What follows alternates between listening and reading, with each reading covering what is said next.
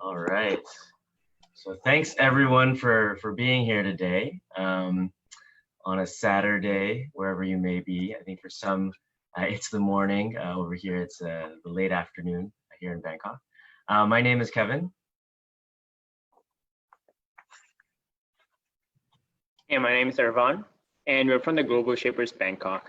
And for those of you who don't know, the Global Shapers is an initiative that was started by the World Economic Forum a couple of years back to empower young leaders in cities around the world to make impactful change in the society. So Smart Money, our project, is an initiative that we started in 2018 to try and improve knowledge of financial literacy and personal finances in Thailand, which rates below the global average in terms of such understanding. So today we'll be having our third global webinar series to bring talented and passionate experts on personal finances from around the world to give insights on a specific practical topic that's relevant for all of us. Just a couple of notes for today. So this session is going to be recorded and it will be uploaded on our Facebook page for everyone to access. And the session should last around half an hour. So if you have any questions or any comments, please feel free to type them on the chat box and we'll discuss them over the course of the session.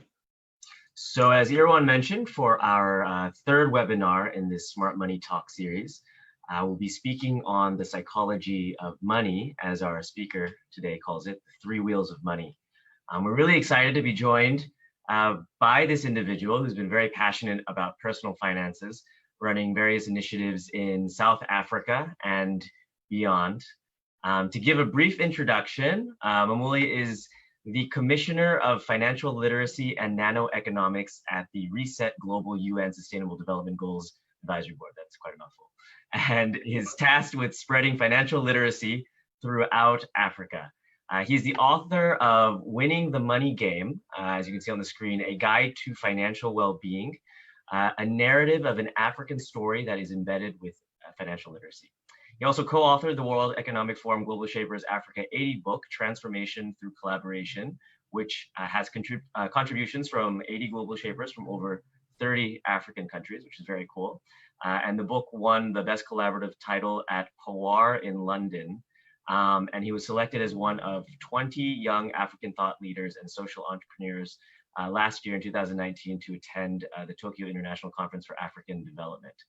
Mamuli holds a bachelor's degree in economics and finance from the University of KwaZulu-Natal and regularly contributes on the topic of financial literacy on a show called Saki Isiswe, I hope not butchering that, which stands for Building the Nation on Kwezi FM. So we're really excited, Mamuli, to have you today. How are you doing?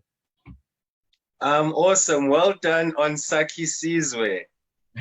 So that was actually very accurate. It's Saki Isiswe.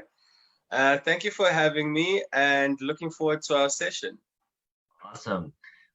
So very first question for you is, why don't you tell the group here why you think financial literacy and personal finances is so important? So I think it's so important because for some reason it's not taught in school, and school is supposed to prepare us for life, for being an adult. And whether you go into business or whether you're a doctor or an accountant, something that we'll all have to deal with is money. And for the life of me, I don't get why then it is not considered like a life skill and something that we fundamentally have to know. Because if you look, how I measure whether the world is winning in this money game is the retirement numbers. So globally, only 5% of people can retire. So that ultimately means 95% of people have failed when it comes to their finances. But for me, we would expect them to fail because they don't understand the game. They were never taught personal finance. And imagine if I say to you, go onto the soccer field, I don't tell you the rules, I don't tell you how to play it, the chances of you winning in that game are close to zero. Because even if you were to score the goal, so scoring the goal is like maybe if your business does well or if you really get into the career of your dreams. So you scored the goal in terms of the salary and the income, but you don't understand the rules. So you might be getting some offsides. So offsides, for those that don't know soccer, is when you score the goal, but it's disallowed. So it kind of tantamounts to you've done nothing. Mhm. And can you just elaborate for a few seconds on when you say only 5% of people out there are ready to retire? How do you mean on that one? All right. So when they look at the end of your job, like most people at 60, 65, and also, by the way, retirement is not an age issue. There are children that are born with a trust fund, and for all intents and purposes, they've retired because it's an affordability issue, not an age issue. But let's stick to the construct of the 60 and 65. They then say, okay, so when you retire, can you still sustain your life with some income without maybe bothering your kids or extended family, etc., etc.? And only 5% of people can do that. And the nice retirement that is played on TV and adverts of going on holidays, etc., etc. Unfortunately, that's typically for 2 to 3% of people that have retired. And consider that the generation that's retired now had job security much better than we do in terms of our generation. Most of them worked in the same place for 20, 30 years. Our generation is not like that. And I think one of the things that COVID has done, it's shown the illusion of job security in our times. So if people that were saving up for 20 to 30 years, unperturbed, not disturbed, only 5% of them made it, how much more for people that get retrenched from time to time, lose a job here and there? And if you don't know what you're doing with your money, when people get retrenched or there's a disturbance in their career, a lot of them actually take out those funds and use the money in a way that is not really conducive to their future life. Right. This is something that's quite scary, right? And you've mentioned COVID, obviously the ensuing financial crisis that many are going through right now, and that what that will mean for people who were planning to maybe retire in the next few years. So jumping maybe into the meat of what we wanted to talk about today. So the last couple of Smart Money Talk sessions, we talked about something that was maybe a little bit more forward-looking in terms of budgeting and savings, some basic investing views. Today, we wanted to jump into a bit of the psychology of money, how people think about money. And I think you've talked about this at length, obviously, written a whole book on it. Would love for you to elaborate on what are these three wheels of money, and how does it help to think about these? Okay, so for me, the three wheels are the foundation of this issue around getting better or doing well with your money. Because we can teach the technical. So, I mean, I do have the degree, I have worked at banks, I have worked in insurance firms. So those are the technical skills. But what I found when I do coaching is that those do help to know.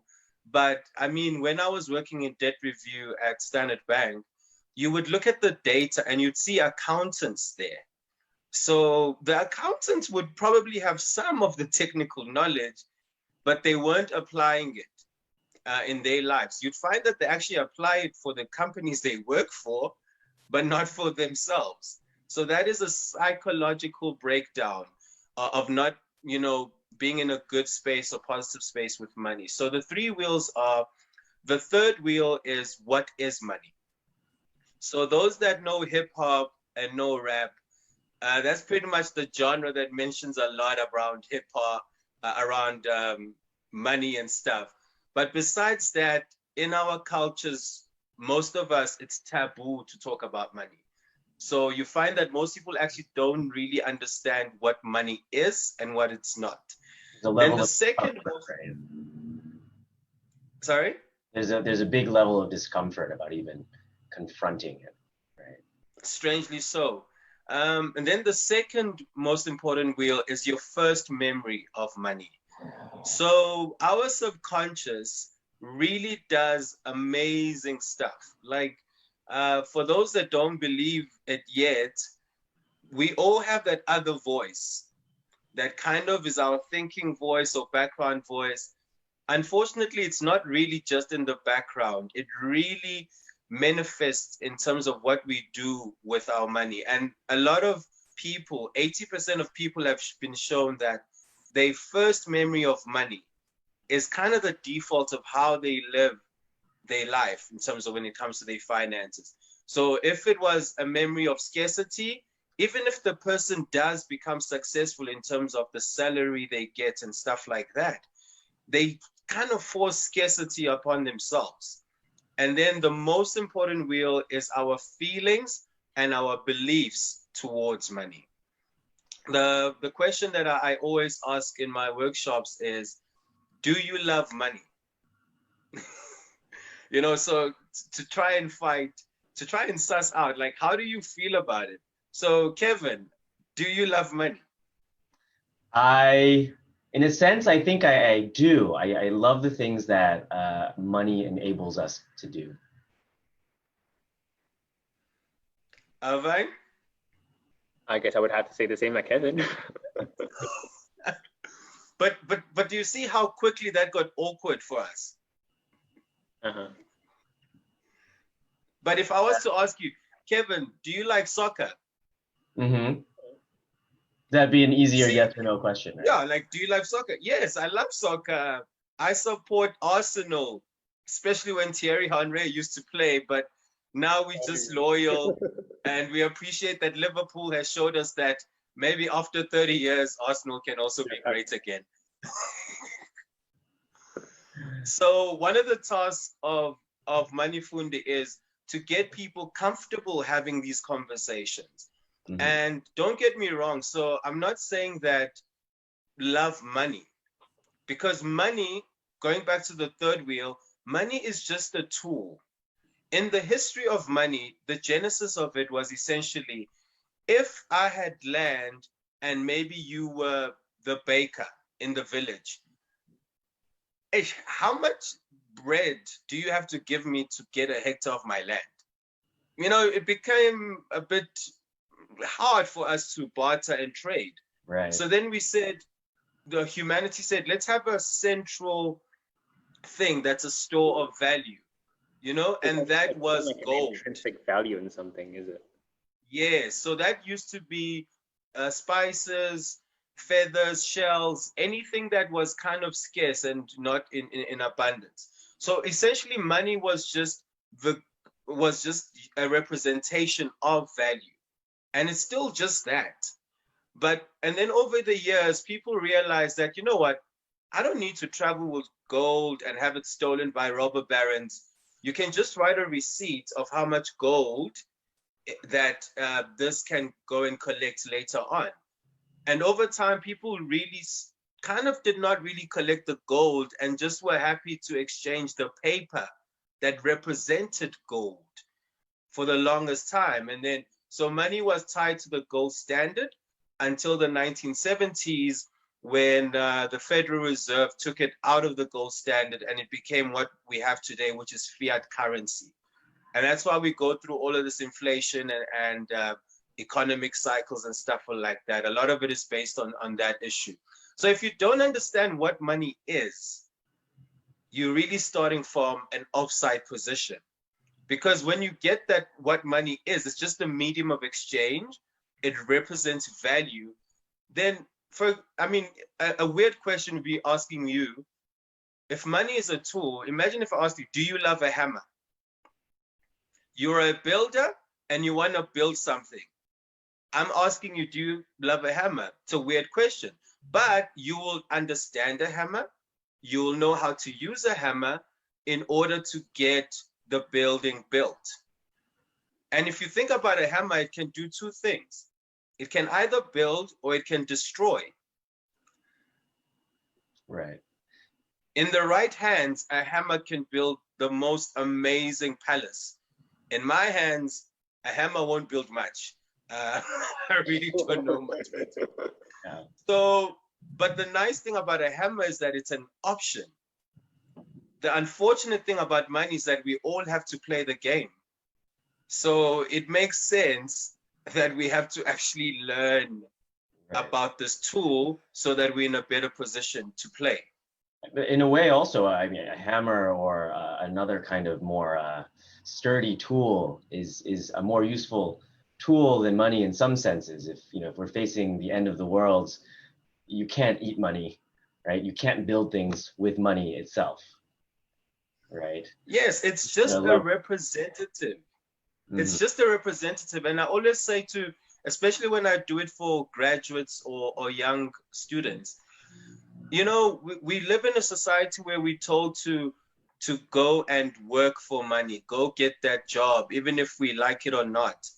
And I'm not saying don't get a job. I mean, I also started in banking and stuff, but do always try to realize that whatever it is that is your gift and what you're passionate about and what you love doing, there's usually a way to monetize it.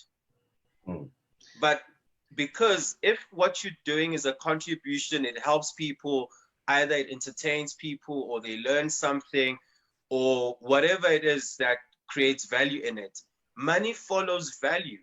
It's just that sometimes we need to work on the perception of our hobby. For example, when I started doing financial literacy trainings and workshops, it was literally a hobby. I didn't really charge for it, and I had my own other businesses doing other things. And this was just a call to action because I discovered something and I was like, whoa, why don't people know this? And then I was speaking to my mentor, and my mentor's like, okay, so you've got this other business that you hate, but that brings in money, and you have this hobby that you are doing that you love, and I won a few awards for it. And he's like, so you're clearly good at it. Why don't you monetize what you love doing?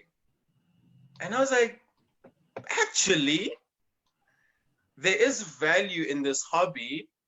Let me package it in a way that the perception of its value has a price, and then the money will follow what I love doing.